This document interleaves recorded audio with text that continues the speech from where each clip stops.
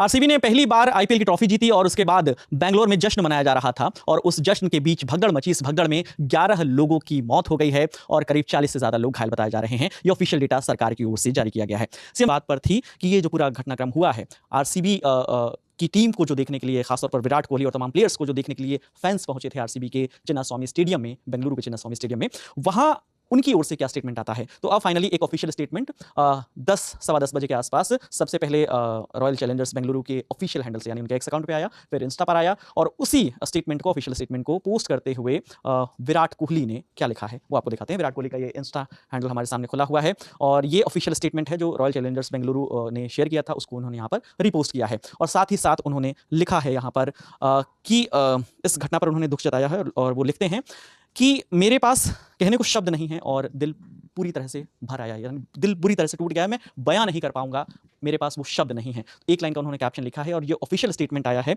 उसमें क्या लिख रहे हैं रॉयल चैलेंजर्स बेंगलुरु, वो भी मैं आपको बताता हूं। इसमें लिखा गया है कि हम इस दुर्भाग्यपूर्ण घटना से बेहद व्यथित हैं जो मीडिया रिपोर्ट्स के जरिए हमारे सामने आई हैं।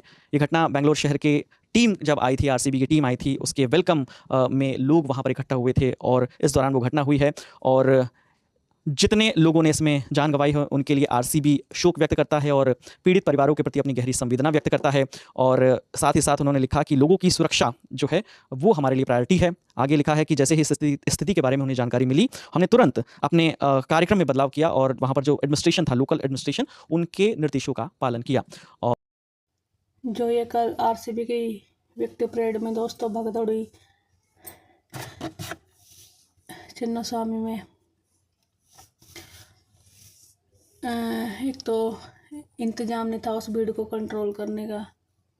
जब पता है इतनी आरसीबी की फैन फॉलोइंग है तो सिस्टम को, सरकार को देखना चाहिए था भाई। अगर 30-35 हज़ार का अगर ग्राउंड भी है, कैपेसिटी है उसमें दर्शकों की, तो भाई सुनने में आ रहा है कि वहाँ 2 से 3 लाख के आसपास दर्शक, मतलब जो आरसीबी के फैंस थे वे पहुँचे थे आरसीबी की विक्ट्री सेलिब्रेशन को देखने के लिए, कि किसी तरह से हमें अपने प्लेयर की झलक देखने को मिल जाए, उस ट्रॉफी की झलक देखने को मिल जाए।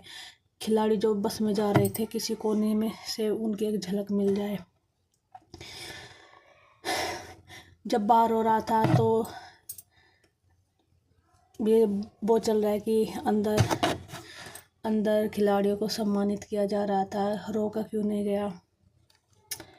मुझे लगता है कि स्पेशली मैं विराट कोहली को बोलूँगी, अगर उन्हें जब भी पता लगा होगा उन्होंने रुकवा दिया होगा, मना कर दिया होगा, ये आयोजन को रोकने के लिए उन्होंने कहा होगा। और उन्होंने अपने इंस्टा अकाउंट पे पोस्ट कर जानकारी भी दी कि वे बहुत मतलब टूट गए हैं, उनके पास शब्द नहीं है। ऐसे भाई अगर एक इंसान की जान भी भाई 100 ट्रॉफियों से कीमती है। ऐसी आईपीएल ट्रॉफियों से बच्चे भाई 20-20, 18-18 साल के, 35 से नीचे भाई गए हैं जिनकी जानें गई है 11 की। हालांकि आरसीबी ने मृतकों के परिवार को 10-10 लाख रुपए आरसीबी केयर फंड में से देने का ऐलान किया है। पर अगर आरसीबी 50 ट्रॉफियाँ भी जीतती है, वे जाने तो वापस नहीं आएगी ना। अरेंजमेंट नहीं था, ये सरासर फेलियर था सरकार का, सिस्टम का।